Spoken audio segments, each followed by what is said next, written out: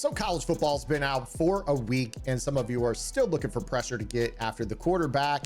Never fear, Zan is here. In today's video, I'm going to be showing you guys some beginner level B gap setups that are very, very easy. They will allow you to focus on coverage and send pressure at the right moments. So make sure you're subscribed to the channel, hit that notification bell, grab out your pen and pad, and let's get after it. Now, I want to set the scene for building a defense in any football video game, at least the way that I've always gone about things. I have played a coverage to blitz style game for as long as I can recall, whether I'm playing Madden or college football. I think far too many people think about the game the other direction, which is to have the best blitz possible, show it every single down, make their opponents paranoid, and then drop coverage out at the right moments. I've always kind of felt that if you have coverage, it makes your opponents send 5 guys out on routes. They get lulled into a sense of being comfortable, and you can pick moments to send pressure. So that is why today's video, in which I'm going to show you guys a simple concept out of 4-down lineman sets, can apply to any defense in the game. So what we're going to do here is we're going to start off in the 4-2-5 over G.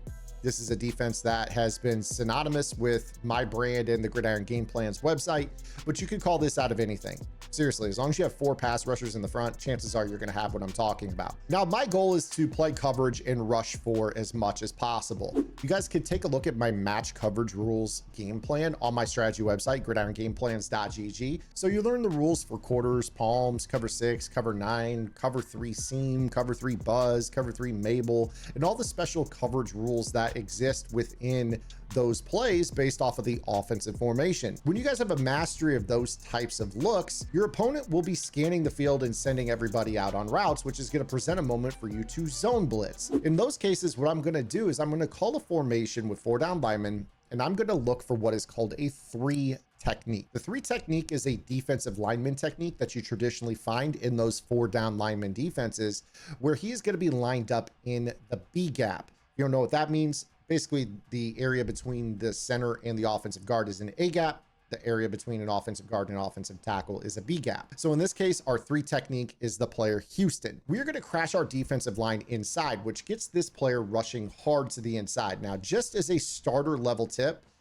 this technique is the one-on-one pass rusher for the interior, and oftentimes he's going to be a player that can get sheds on his own when you're talking about a 4-man rush. But when you want to dial up something quicker than that, this is going to allow you to blitz the linebacker that is behind him, and he is going to be able to hit that gap that opens up in between the guard and the tackle. So when you take a look here at this play, you see that our 3 technique crashes inside, our defensive end rushes off the edge, and there's a giant lane that is in between them. This is the area that we're going to look to exploit with a 2nd level blitzer. So now we've got this set up here out of a cover 2 defense, and we are just going to go ahead and make sure that when the ball snapped, this guy hits that gap cleanly, and we're playing a cover 2 blitz. The beauty of this type of call is that we can trap throws quick to the flat by shading down, especially if we can force those panic reads with this call. And this is a very consistent blitz that you can call at the right moments.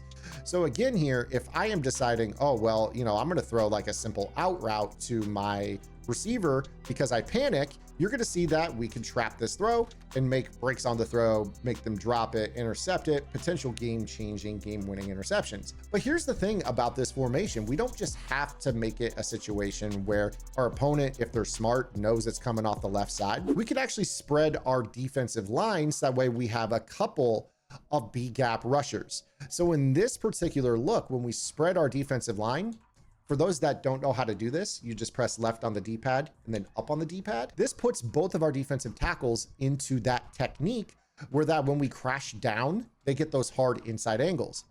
Now, if I'm playing someone online that thinks, oh, well, he's blitzing that left B gap, they're going to slide their protection to the left. Well, this allows me the ability to do that same concept over to the right. And now you see we're bringing pressure the other direction with the exact same blitz call. It doesn't have to be overly sexy. I think too many players are cute when they want to dial up a blitz. They want to find that 1 or that 2-man pressure, that 3-man defensive tackle A gap where you have to move a bunch of people and then stand in a specific spot and hold a button down and strafe and scrape and move and drag a center so that way he moves over to one side. You don't have to do that.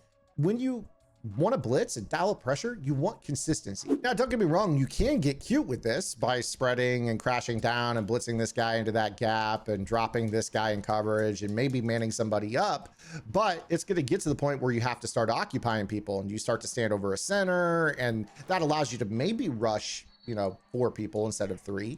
But again, it does take your user out of the equation for that split second when the ball snapped, because you can't have the center sliding over to the left. This blitz still works when you run it this way, but you're able to really get better pressure and more consistent pressure when you just say, all right, I'm blitzing this down, and you rush 5. That's why it's so important to understand the coverage rules that are within the game. So in this example, I've just been showing this to you. I have a Tampa 2.